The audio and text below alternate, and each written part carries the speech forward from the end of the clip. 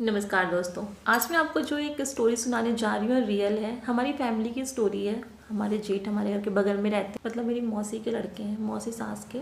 तो बताना चाहूँगी, अभी सडनली कुछ दिन पहले उनका एक हादसा हुआ है।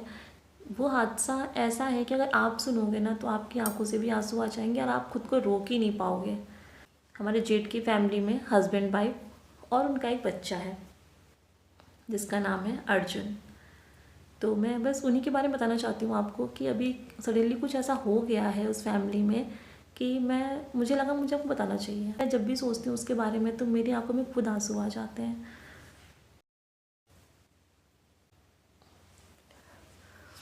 मैं सच बोलूँ, मैं जब भी सोचती हूँ उनके बारे में मुझे रोना आ जाता है। मैं खुद को रोक ही नहीं पाती। मतलब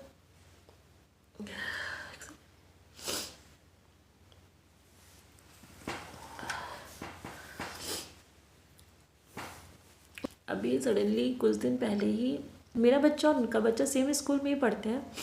मॉर्निंग में अभी कुछ दिन पहले, 7 दिन पहले दोनों बच्चे स्कूल गए थे। हस्बैंड वाइफ घर पे थे, मैं भी बाहर थी। मैं बच्चे को छोड़ने गई तो मैंने उनको देखा, मैंने उनसे बात भी करी। फिर हम अंदर आ गए, वो भी अपना चली गई अंदर। 2-2.5 घंटे बाद मुझे ये खबर मिली कि उनकी तबीयत बहुत ख़राब हो गई है, उन तुरंत हॉस्पिटल लेके जा रहे हैं।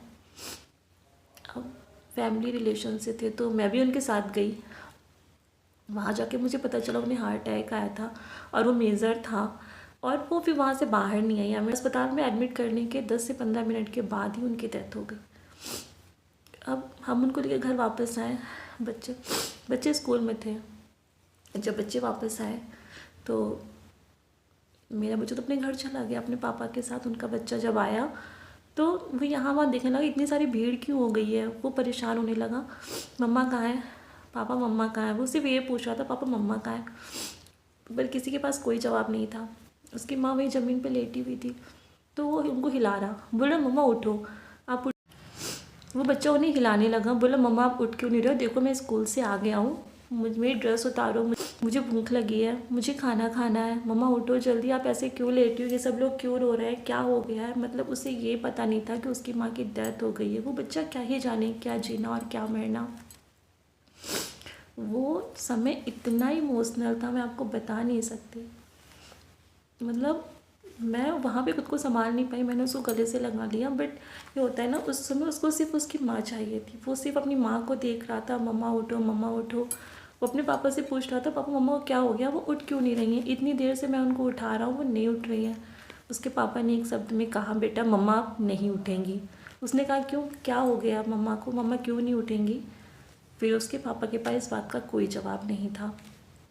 अब आप सोचो, एक बच्चा जो स्कूल सुबह अपनी माँ से बाय करके गया हो, वो लौट के आता है तो उसकी माँ उसको ऐसी हालत में मिलती, ना वो बोल रही है, ना वो कुछ रिएक्ट कर रही है, ना उसे ये पता है कि मम्मा को मेरी क्या हुआ है।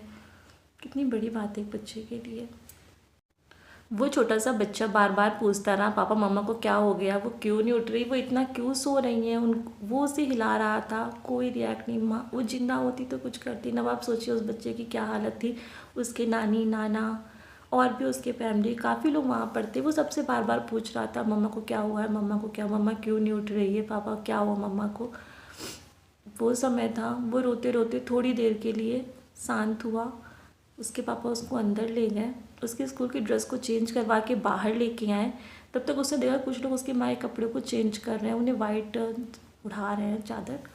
वो फिर ये देख के इमोशनल हो गया और वो फिर से रोने लगा, मम्मा को कहाँ लेके जा रही हो, ये क्या कर रहे हो मम्मा के साथ, आप लोग क्यों उनको परेशान कर रहे हो, मेरी मम्मा को छोड़ दो, मेरी मम्मा को छोड़ दो, मेरे पास आने दो उन्हें।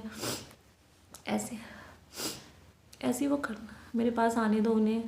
ऐसे ही वो करता रहा। मुझसे तो वहाँ रहा भी नहीं जा रहा था, मैं सच कहूँ। बहुत ज़्यादा ऐसा सीन था, मतलब मैं आपको समझा नहीं सकती कि उस टाइम पे एक माँ का अपने बच्चे के लिए जो प्यार था वो किस तरह से दिख रहा था, कि एक बच्चे की इम्पोर्टेंस उसकी माँ के लिए क्या होती है, वो उस समय समझ में आ रही थी। हम लोग सोच नहीं पाते ना, हमारे पास इतना टाइम भी नहीं होता कि अपने पेरेंट्स को हम याद कर सकें। हम उनसे कॉल पे बात कर लेते हैं, हमें लगता है बहुत है। बट उनसे पूछो जिन्होंने उन्हें खो दिया है। और दोस्तों, जब उसकी माँ को घर से लेकर गए, उसकी हालत इतनी बुरी थी, वो किसी से नहीं संभल रहा था, वो बहुत ज़्यादा परेशान था। फिर मैं उसको लेकर अपने घर आई। मैंने उससे कहा, बेटा मम्मा को तकलीफ़ हो रही होगी ना, वो आपको ऐसे देख रही हैं। मैंने पता नहीं कैसे समझा कर, मैं बता नहीं सकती मैंने उसे कितना समझाया, और उसके बाद उसने थोड़ा सा दाल चावल खाया और फिर बोला, पापा मम्मा को लेके वापस आ जाएंगे ना, उनको छोड़ के तो नहीं आएंगे, मम्मा आ जाएगी ना वापस। मैंने कहा, हाँ बेटा परेशान मत हो, पापा को आने दो, ठीक। वो पल मेरी आंखों के सामने जब भी आते हैं, मैं खुद को रोक नहीं पाती और मेरी आंखों से आंसू बहने लगते हैं। ऐसा किसी के साथ नहीं होना चाहिए। एक माँ की वैल्यूएशन उसके बच्चे के लिए और एक बच्चे की वैल्यू उसकी माँ के लिए जो होती है, किसी भी रिश्ते में ऐसा प्यार नहीं होता। ऐसा नहीं होना चाहिए किसी के साथ। हम समय को नहीं रोक सकते, हम भगवान के बनाए नियमों को नहीं तोड़ सकते, हम इस मामले में हम कुछ नहीं कर सकते। बट फिर भी अगर होता तो अच्छा होता, है ना। बच्चा एटलीस्ट इतना संभल तो जाए कि उसके पेरेंट्स अगर ना हो उसके साथ तो वो खुद को संभाल ले। अब वो 6 साल का बच्चा, वो रोज़ ढूंढता है अपनी माँ को, इस कमरे में उस कमरे में यहाँ वहाँ। मतलब वो अपनी नानी का फ़ोन करता है ना, वो आपके पास तो नहीं है मामी, नानू को फ़ोन करता है, नाना जी आपके पास तो नहीं है मम्मा। उसे लगता है मम्मा नाना क्या ही जाती थी, तो और कहीं तो जा नहीं सकती। वो अब भी उन्हें ढूंढता रहता है, रोता रहता है चुपचाप, कभी क्लास में रोता है। अभी 2 दिन पहले जब से स्कूल उसने स्टार्ट किया है, मैं अपने बच्चे को लेने स्कूल गई थी, तो मैं उसको भी लेके आई। बट वो इतना उदास था, इतना मासूम सा बच्चा, मैं क्या बताऊँ आपको। उसको मैं जब भी देखती हूँ मेरी आंखों से सडनली आंसू बहने लगते हैं, मैं खुद को रोक ही नहीं पाती। मतलब एक सिंपैथी नहीं है मुझे दर्द है उसके लिए, मैं उस दर्द को फील करती हूँ। वो अकेलापन जो उसके साथ में है, उसको अपने बच्चे के साथ कभी कभी कि चलो तुम दोनों लोग साथ में सो जाओ, स्टोरी टाइम में स्टोरी सुनाऊंगी। बट मैं एक माँ की कमी को पूरा नहीं कर सकती। मैं सब कुछ करने की कोशिश करती हूँ उसके लिए, खाना, उसको सुबह लेने जाना, मतलब मैं खुद उसके घर चली जाती हूँ कि यार चलो टाइम हो गया, आपको कुछ चाहिए तो नहीं, क्योंकि हम दोनों घर बराबर में ही हैं। तो बट मैं उस पर सच कहूँ तो मैं उसकी माँ की कमी को तो पूरा नहीं कर सकती ना। वो उन्हें बहुत मिस करता है, वो कभी भी रोने लगता है। दोस्तों, सच कहते हैं कि माँ सिर्फ एक रिश्ता नहीं होता, वो एक बच्चे की पूरी दुनिया होती है, जिसके चले जाने के बाद दुनिया सूनी हो जाती है। और अगर वो एक बच्चा हो जिसको अभी होश ही ना हो, 6-7 साल 8-10 साल, इन बच्चों को क्या पता।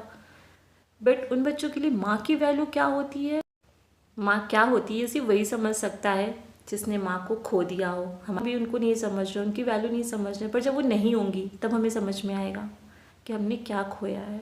माँ का, मायका सिर्फ माँ से होता है, माँ नहीं तो मायका भी नहीं।